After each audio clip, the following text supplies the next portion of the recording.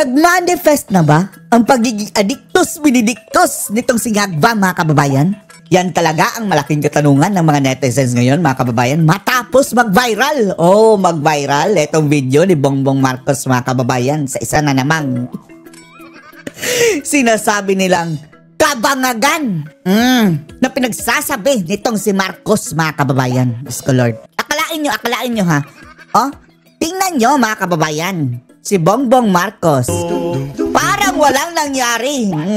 Matapos pinasabog ni Amy, mga kababayan, na adictus binidictus ang kapatid niya simula ng pagkabata.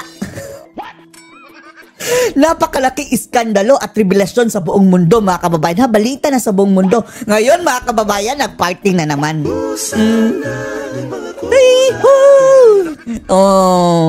Parang walang nangyari talaga. Hindi na tablan. Happy Christmas, everybody. Happy Christmas, everybody. At dito, mga kababayan, may napansin ang mga netizens, mga kababayan, sa sinabi ng ating Pangulo. Na ang sabi nila, kabangagan daw talaga, mga kababayan. Eto na ba ang sinasabi ni Aimee, kung mapapansin nyo daw, kung magsasalita ang ating presidente, parang nonsense, mga kababayan, kung minsan. Hindi na diretso kung magsalita, Lord. At madalas, mga kababayan, contradiction. Siya mismo ang kumukontra sa kanyang sinasabi. Kagaya na lang nito, mga kababayan, panoorin niyo po, ha? And Happy New Year. Happy, ikaw lang ang happy! Party na naman sila, mga kababayan. Ano na naman ba pagkatapos dito? Magdamagang, alam niyo na. Kumpleto ang tropa, mga kababayan, Kumpleto ang tropa. Thank you, Mr. President. Palakpakan, mga amuyong.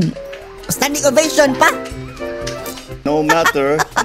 Eto, mga kababayan, na. Eto ang sinasabi ng mga netizens. Na ano ba itong pinagsasabi ni Ngagba, mga kababayan? Ang sabi niya, no matter how heavy the loads that we feel sometimes.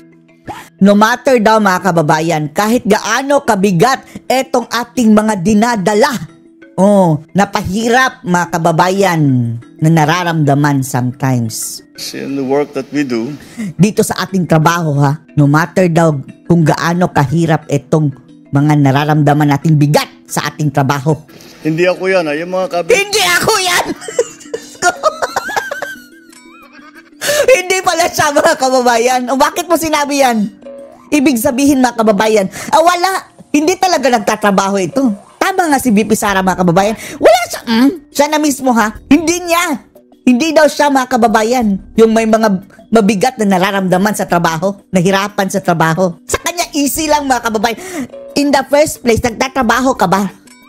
Ngagba? Sabi niya, ha? That we feel heavy, no matter how heavy the loads that we feel sometimes in the work that we do. Hindi ako yan, yung mga cabinet secretary, may mga sila ganyan. Wala ako nararamdaman na gano'n. Wala akong nararamdaman na gano'n. Walang kahirap-hirap. Ang sarap maging presidente, eh. Eto na nga, mga kababayan. Eto na ang ebidensya na mukhang itong si BBM, kautauhan lang, mga kababayan, na naupo lang dyan, ceremonial president. Tapos ang kumikilos na lang, mga kababayan, etong kanyang mga tauhan, mga gabinete, bahala na si Batman. Kaya nagkandaletse-letse ang Pilipinas, mga kababayan, dahil wala eh. Hindi nga niya ramdam ang hirap, mga kababayan, ng kanyang trabaho. Wala akong nararamdaman dyan, Yung mga cabinet secretary, may mga sila ganyan. Wala ako nararamdaman na gano'n. I don't know what they're talking about when they tell me about it. I don't know what they're talking. Ay nako, si PRRD na mismo nagsabi, mga kababayan, ha, hindi madali ang trabaho ng isang presidente. Ang sabi niya kay VP Inday, kung gusto mong mag-visit sa iyong buhay, Inday, magpresidente ka, dahil hindi madali ang magiging presidente. Pero si BBM, mga kababayan, ewan ko lang sa kanila, wala akong nararamdaman na ganyan. Hindi ako yan, yung mga cabinet secretary, may mga sila ganyan. Wala ako nararamdaman na ganyan. I don't know what they're talking about. I don't know what they're talking about. Tell me about it. But, for all of us who,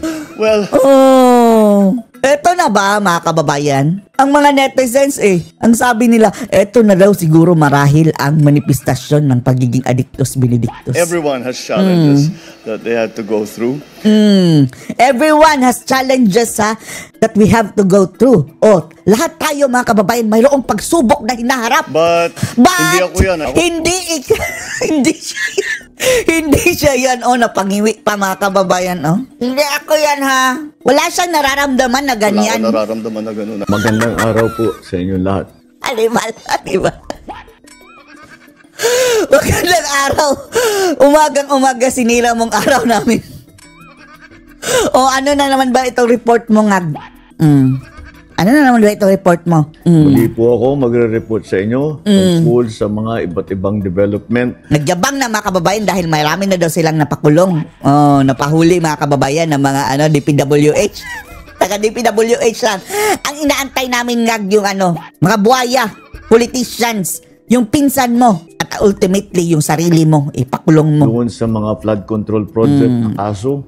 At para malaman po ng ating minamahal na taong bayan. Minamahal?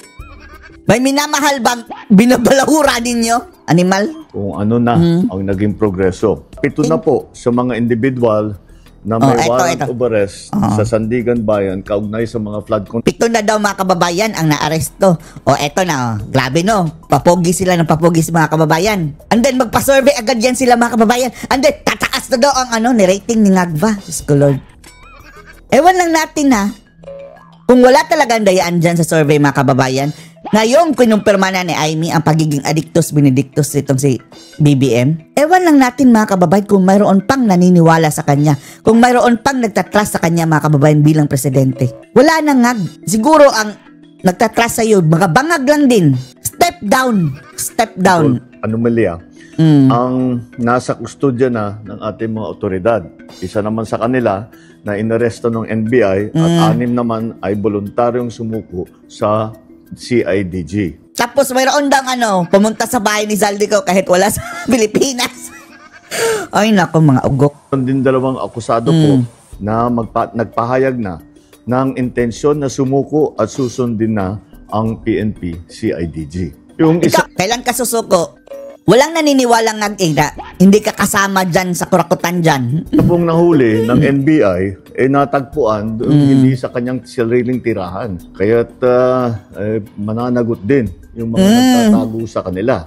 Kaya't sinasabi natin yung mga may balak na tulungan itong mga ito ay ang pinakamalaking tulong na ibigay niyo sa kanila ay mag-surrender na sila at para makasagot na sila dito sa mga aligasyon na hinaharap nila. Wala pong mga special treatment itong mga ito.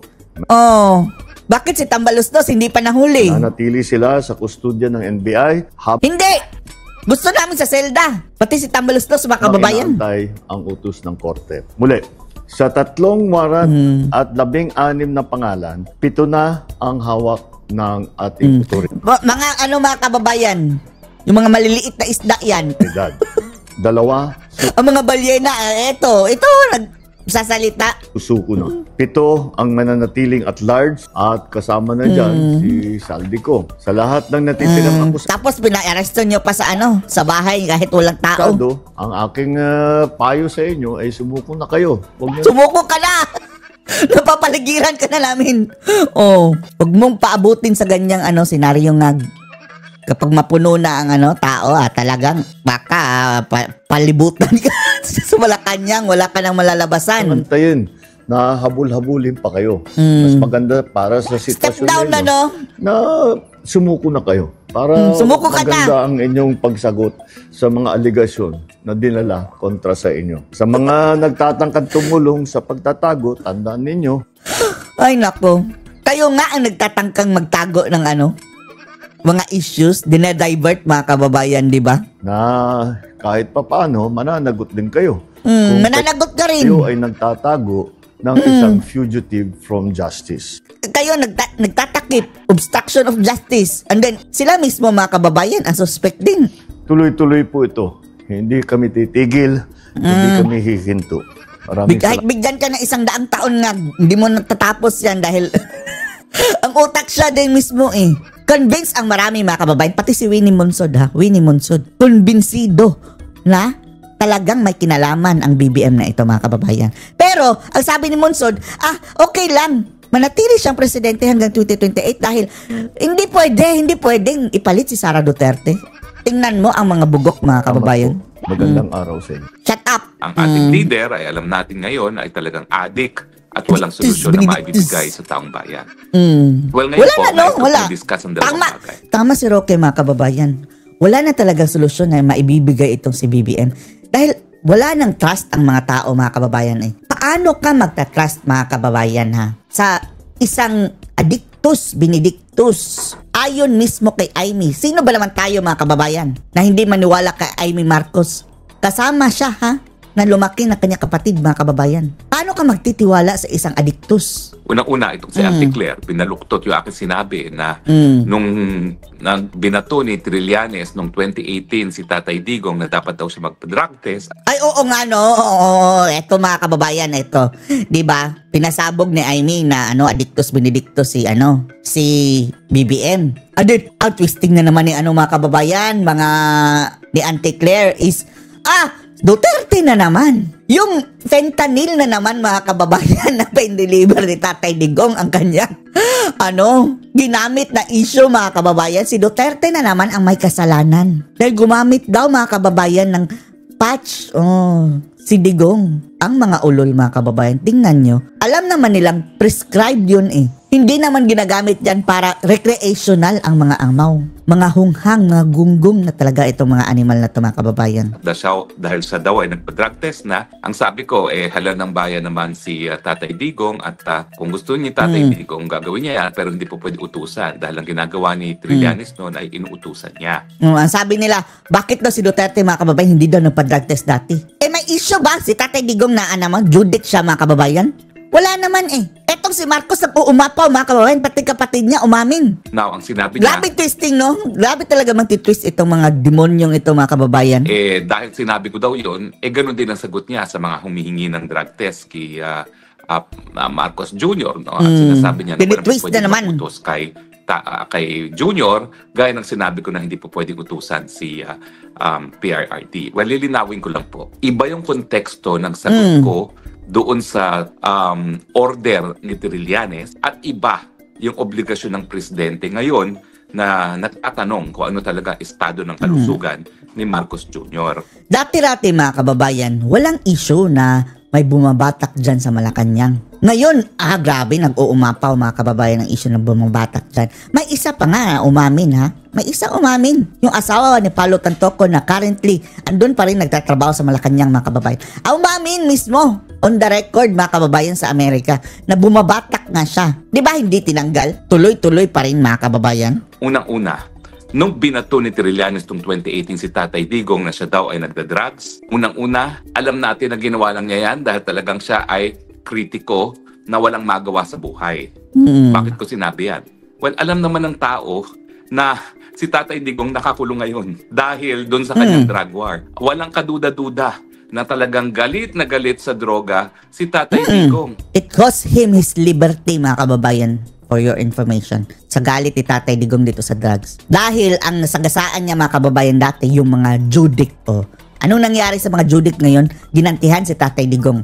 Yung mga may kaso mga kababayan na may kaugnayan sa droga, kagaya ni Diliman, nakalaya. Yung umamin na drug lord, si Kerwin Espinosa, nakalaya. At sino ang nagpalaya? Etong sinasabing adictus benedictus mga kababayan, base na mismo sa kanyang kapatid ha, si Marcos.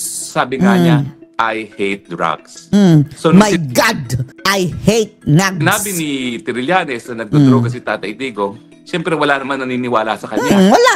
Ang alam natin, talagang consistent lang yan na paninira kay Tatay Digong. Ngayon, isang kritiko pangalan. na nagalit kay Tatay Digong. Pangalan ni hindi pumayag bago si na pangalan ni siyang vice-presidente noong 2016 elections. Yan po ang totoo dyan. Dahil kung talagang si Trillanes ay hindi naniniwala. Ngayon mga kababayan, may bagong pangalan si BBM. Bangag na. Bangag na ang tawag talaga mga kababayan ng buong Pilipinas. Ipakulong niya? Sige, magsiksikan tayong lahat mga kababayan sa na sa dapat, bilangguan. karapat-dapat mamuno si Tatay Digong, bakit siya nag-apply bilang vice presidential candidate niya noong 2016? Nagalit lang po yan dahil tinanggihan siya. Tinanggihan. Dahil ng mga panahon na yon, Busted kasi si Trililing mga kababayan. Pumunta doon sa Davao. Nakiusap, magtandem tayo. Sabi ni Tatay Digong, alis! Chupe! Layas, aso! niya naman nanalo si galit. Tatay Digong. At kung nanalo si Tatay Digong, malaki rin yung chance niya na nahalal sana bilang vice president. So, ganyan po yung konteksto niya. Kapal lang mukha ngayon, pati mayor mga kababayan, hindi manalo-nalo. Diyos ko Lord. Kahit pa siguro kapitan. Nagpapapansin itong Trillanes. Nang mabalik tayo kay Tatay Digong 2018, may issue ba talaga kay Tatay Digong na siya ay nagdodroga? Wala po. Dahil ang issue naman na lumabas na nagdodroga raw si Tatay Digong ay matapos Si Trillanes lang din mga kababayan ang nag-issue. Tapos, ang kanilang basihan doon, base lang din sa speech si Tatay Digong mga kababayan. Na, diba, si Tatay Digong mismo ang nagsabi na mayroong prescription sa kanya ng fentanyl. Prescription ha? Enero 2024 nang nilunsad ang hakbang ng maisog sa Davao, kung saan pinaratangan na at pinangalanan na ni Tatay Digong si Marcos Jr. bilang yung kandidato ng eleksyon na sang-ayon sa ebidensya na ipinakita sa kanya ng PIDEA ay nagdodroga sa Davao. Tapos ano sabi ni Amy? Kabilang sa narcolist mga kababayan si Bangag. Nakiusap siya kay Tatay Digong Duterte na huwag isali ang aking kapatid dahil user lang yan magbabago na daw mga kababayan, nangakong magparehab. Ang sabi ng ilan, bakit hindi daw pinahuli? Bakit hindi pinahuli? User nga lang. Kung sana nagbenta, pinahuli namin yan. Kung hulihin naman ang user mga kababayan, sasabihin naman nila na na naman, human rights na naman. Nangako din si Amy mga kababayan na iparehab. Naging sagot ni Marcos Jr. imbis na i-admit or i-deny, sinabi niya nagpe-fentanyl itong si Tatay Digong at yan ay ng fentanyl. Oo nga Ano naman ang sagot si ni Bangag Tatay mga kababayan may gana pang mangutya na daw. Gumagamit daw ng fentanyl si Tatay Digong, Diyos ko Lord. Iba ang cocaine sa fentanyl, ngag. At yung sinasabing paggamit mo niyan is ang iyong purpose is recreational. Kay Tatay Digong, pain reliever dahil nadisgrasya yan Nadisgrasya sa motor. Chronic pain, mga kababayan. Ako iba naman yung konteksto niya. Nagpe-fentanyl si Tatay Grabe man-twist, no? Itong mga judik talaga, mga kababayan, no? Dahil prescribed ng doktor. Samantalang yung paratang ni Tatay Digong sa kanya, aanihin mo ang cocaine. Wala naman doktor na mag-prescribe ng cocaine. Merong mga sedatives na from opium. Pero hindi hinihit-hit, mga kababayan. Hindi ini-snort. Intravenous yan. Dinadaan sa dextrose. Hindi dinadaan sa ilong. Opioids ang tawag. Pero yung piniprescribe din ng doktor. Pero yung kay Marcos Jr. na cocaine, walang kahit sinong doktor na magpe-prescribe ng cocaine. Malinaw po yan. Malinaw sa sikat ng araw. Bakit ko, bilang tagapagsalita ng presidente noong 2018, bibigyan ng halaga ang paratang na isang kritiko na sour graping dahil kinuha na vice president. At bakit ko talaga siseryosuhin yung paratang ni Trillanes, siya lang naman nagsasabi, wala namang ibang naniniwala. Ito si Trillanes, tagapagtanggol na ng Bangag mga kababayan. At walang ibang tagapagtanggol ng mga ngagba. Na nagdodroga ang Presidente Duterte noong 2018. Naging issue lang yan 2024 dahil yan ang sinagot ni Bangag. Doon sa paratang ni Presidente Duterte na kinumpirma na si Marcos Jr. yung siyang tinutukoy niya na kandidato ng eleksyon na nagko-cocaine sa Davao. Malinaw po yan. Nagko-cocaine. Anong pagkakaiba kay Bangag? Mula noong 2024, ang nagsabi na nagdodroga si Marcos Jr. At 12 pa daw nga mga kababayan. As early as 1978, andun mga kababayan sa NME magazine sa NME. Rolling Stones mga kababayan. Umamin doon ang bandang Rolling Stones na kilo-kilo. Grabe doon mga kababayan sa kanilang mga kababayan testimony. Kilo-kilo daw. Kilo-kilo. Grabe, matinding batakan yan mga kababayan kung kilo-kilo. Junior, isang dating presidente na merong access sa lahat ng intelligence report. May ganyan bang access to intelligence report ang Trillanes? Wala. nung pinaratangan niya ang presidente? Excel lang kanya, mga kababayan. Excel. Na siya lang din ang nag-type, mga kababayan. Hey, di ba? Wala eh. Pangalawa, Wala eh. ang sinabi ni Tatay Digong, nung siya ay alkalde pa ng Davao, binigyan siya ng impormasyon ng mga taga-PIDEA na nagdodroga itong si Bangag Jr. kasama mga mayayaman sa Davao City. Maricel Soriano Si daw. Trillanes ba? Ever naging mayor na binibigyan ng intelligence report ng PIDEA? Hindi. Mali, natalo nga siya bilang alkalde ng Caloocan City. So, feeling mayor siya na meron siyang mga intel report na binibigay. Pero noong 2018, wala naman po siya. Siya ay Chismis lang yan. talunan noong mga panahon ngayon, kung maalala ninyo.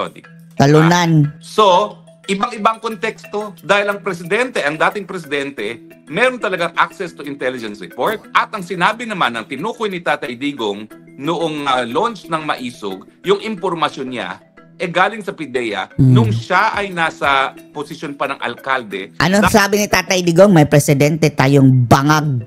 Oh. And then, mga kababayan, simula nun, nabinyagan ng bagong pangalan si BBM. Ang tawag ng buong Pilipinas sa kanya, bangag na. Dahil ang paggagamit ni Marcos Jr. ng cocaine kasama ang mga yayaman ng Davao City ay naganap sa Davao City mismo. Kaya Kasama niya si Anton Lagdameo daw, mga kababayan, na may-ari ng Pearl Farm na parang island ata yan, or resort na barkada ni BBM. meron siyang opisyal na impormasyon na nagtutukoy na bangag nga si Marcos Jr. Angag. Si Trillanes. Iwi. Niya si Tatay Digong na gumagamit ng droga, meron ba siyang ganyang opisyal na impormasyon Wala. na nanggaling sa mga taong gobyerno? Sino ba Wala. naman yan? Si Trililing, mga Paninira kababayan? lamang ang nais niyang gawin kay Tatay Digong. So, Auntie Claire, I'm flattered na kinokote Kinoquote niya si Trillanes. mo ang aking mga sagot ngayong ikay ipit na. Nagpapakita yan na parang kinukonsidera mo na kapag sinabi ko, Gabing mag-twist, no? Ito si Claire Castro, mga kababayan, no? tanggapin ng taong bayan dahil walang tinatanggap ang taong bayan sa kahit anong sinasabi mo. Maraming salamat nga sa'yo dahil sa'yo, tignan mo, nasa Kangkungan ngayon ang iyong Kangkungan. Hindi dahil sa'yo, kahit papano, mabango-bango pa ang Marcos Jr. Lalong bumaho, mga kababayan. Lalong bumaho. Dahil mabaho itong nila. Tagabenta. Salesman. Bili na kayo, bangag. Binibenta namin, bangag. Bili na kayo. Diyos ko, Lord. Pero dahil sa'yo, talagang sinusuka ngayon ng Marcos Jr. Diba? Huwag mong gagamitin ang salita ko na walang konteksto. Dahil ako naman, pareho nga tayong abogado, pero ibang-iba naman ang background natin. Abugaga yan eh. Si Claire Ring. Claire, nakilala naman kita nung ikaw ay host pa ng Usaping de Campanilla. Wala naman tayong masamang tinapay, no? Pero please lang. Masamang bunganga lang. Respetuhan tayo. Ay, walang respeto na yan, Roque. Don't expect. Salbahe. Walang breeding din, mga kababayan. At ako naman, hindi ako mayabang. Pero sa akin naman, kahit papano, I take pride in my track record. Hindi lang ako abogado. Naging law professor pa ako sa UP, sa American University, sa National University of Singapore. At bukod dyan, naging presidente pa ako ng Asian Society National Security of Singapore. Tingin ko, wala namang basehan para ihambing mo ang sarili mo sa akin. Wag kang papaya, Grox, na makumpara ka kay Masakit Claire na Ring. sabihin, pero tayo naman talaga, we are our own persons, okay? At as a matter of fact, mga kababayan, kung ranggo lang ang pag-uusapan, secretary level. Tapos, si Claire Castro, ano yan? Di ba USEC lang yan, mga kababayan? Hindi nga maangat-angat, mga kababayan, sa pagiging USEC. Sumagot ka ng tamang sagot, pero huwag mong gagamitin ang mga salita pa bilang sagot. Dahil lahat ng salita ko, binanggit ko yan, lumabas yan sa dila ko na may konteksto. Ulitin ko, ibang konteksto ng parata ngayon kay Marcos Jr. Unang-una, ang daming nagsasabi based on official information na bangag si Marcos Bangag. Jr. Pati kapatid na.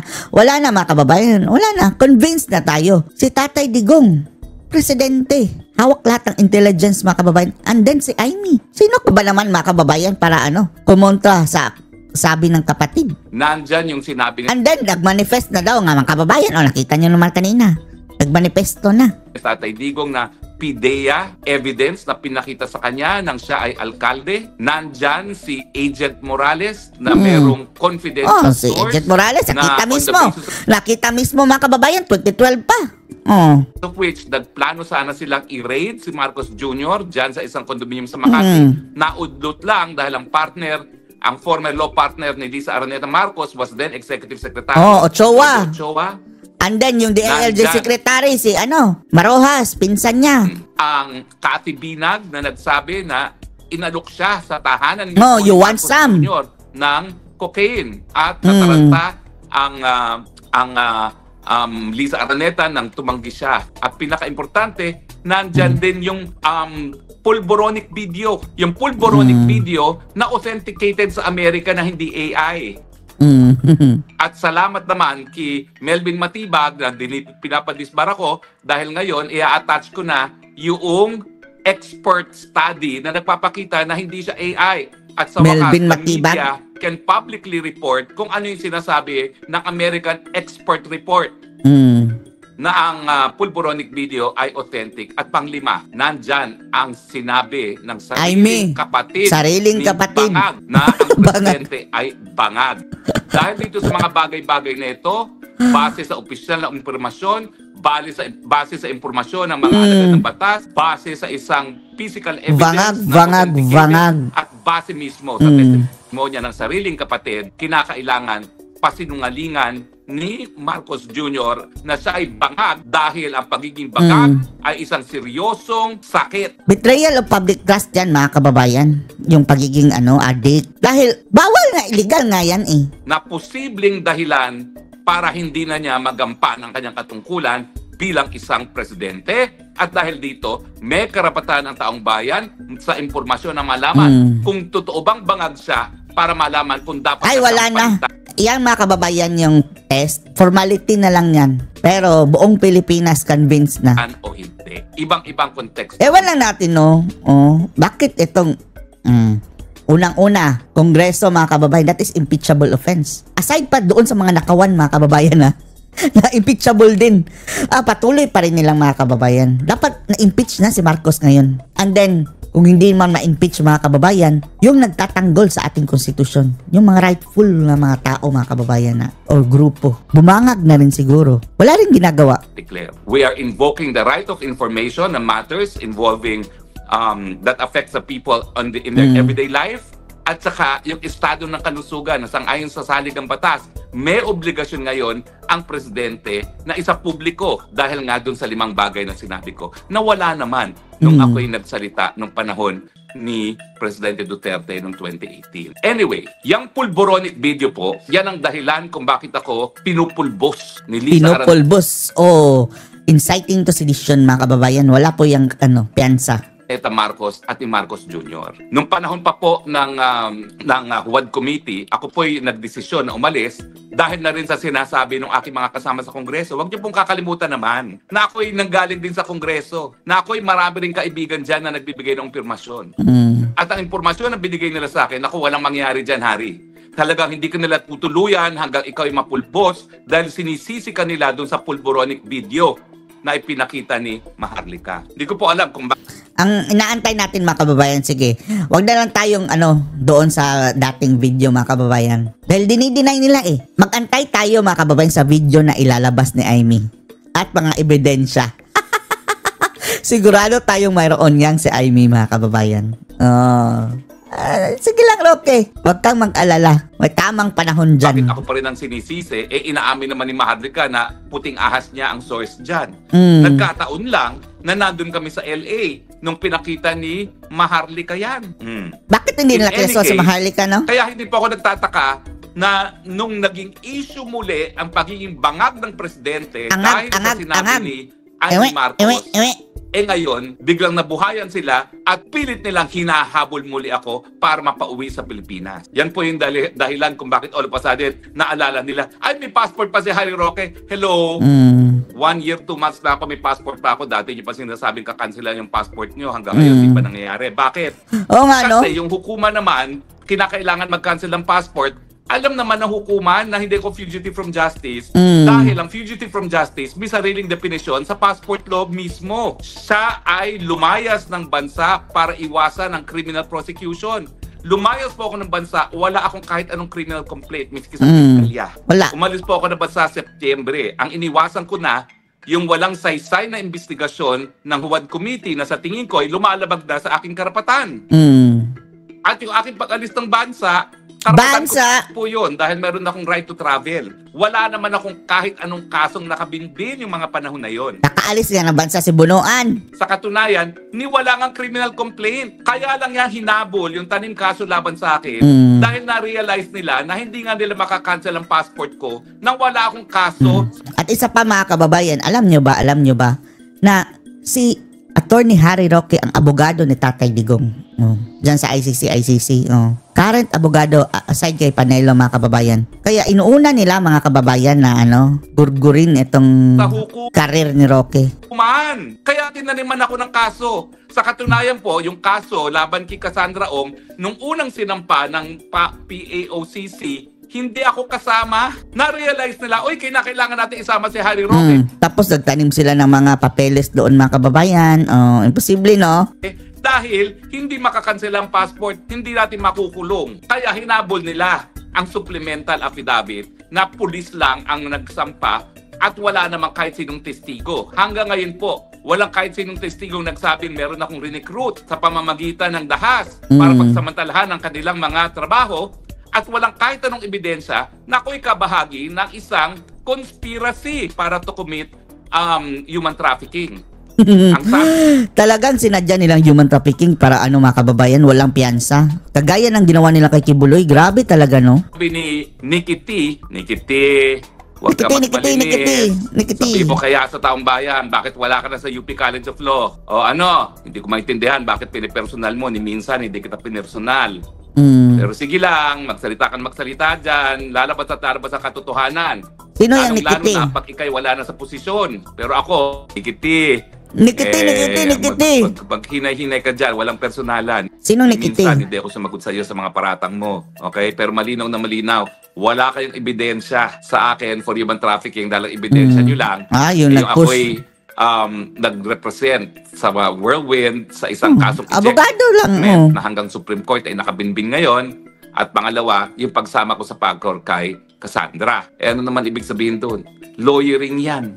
Kasalanan ba mag-lawyer? Tapos sasabihin nyo, trafficking. Pero ginawa nyo nga yan para mapauwi ako, para mapakancel ang passport ko, para maka-red notice alert kayo. Pagdating sa passport, bahala na po si judge. Ako na may nagtitiwala sa kanya. Okay? Kung ang ganito mga panggigipit gagawin nila mga kababayan doon sa sa mga nangurakot, ubos na sana. Ng mga kurakot mga kababayan.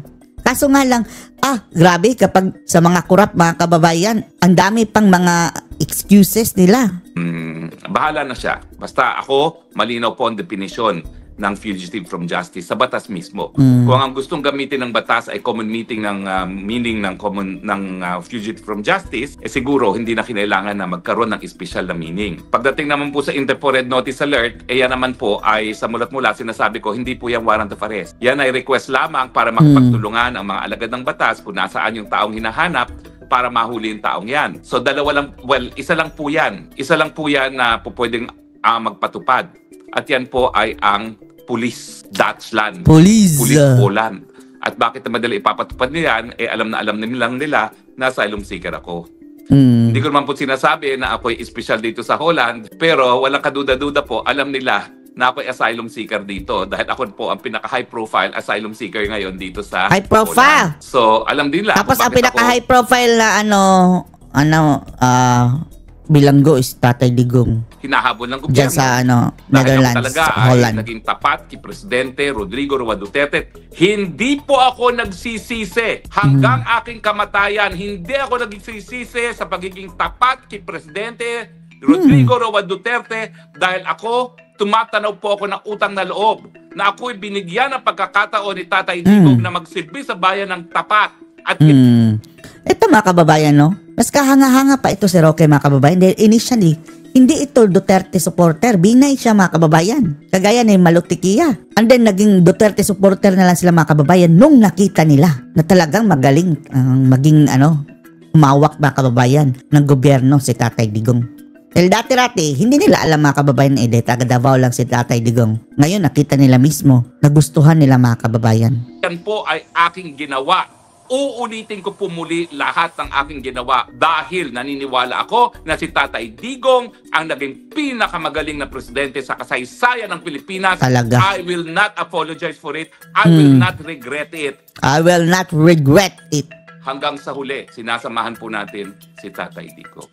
So, sa mga naaabala, sa mga balita, wag po kayo mag-abala. Ako naman po ay nag-aaral pa rin ng international law, bagamat naturo ko na po yan na halos 20 anyos. Alam ko po mga karapatan ko bilang isang asylum seeker. Kahit anong gawin po nila, hindi nila ako makukuha hanggang hindi matapos ang proseso. Kung ako nga po ay biktima ng pagigipit dahil sa aking paniniwalang politikal. Yun lang po. Pero maraming salamat po doon sa mga naaabala. Kaya yan ay nagpapakita na nasa likuran ko kayo, sumusuporta, at ako naman po, gaya na aking pagtanaw ng utang na loob kay Tatay Digong, tumatanaw din ako ng utang na loob sa inyong lahat. Maraming salamat po muli sa inyong walang batid na suporta at pagtitiwala. Mahal ko po ang Pilipinas, mahal ko po ang mga Pilipino dahil isa lang po ang aking lupang sinilangan. Hanggang sa huli po, walang pagsisisi. Dahil naniniwala ako na ang malinis na pamamahala na pinakita ni Tatay Digong ay sapat na dahilan para ako ay maging tapat sa kanyang liderato at panindigan ang mga prinsipyo na kanyang Pwede na sila bumaliktad mga kababayan, no? 'Di ba? Nung wala na si Tatay Digong. Pero hindi nila iniwan mga kababayan. Hindi kagaya ng ilang mga kakampi ni Tatay Digong, sina Tolentino at marami pang iba mga kababayan na wala na sa pwesto si Tatay Digong, wala na, inabandona na. Pero ito si Rocky, hanggang sa huli, hanggang dinipit pa nga siya ngayon mga kababayan. Tayuan bilang isang presidente ng Pilipinas. Salamat po at hanggang sa muli nating pagkikita. Ito po yung Spokes ng Bayan nagsasabi, I love you Philippines. You're the only country that I have. You're the only country that I... Bye. Goodbye. Thank you.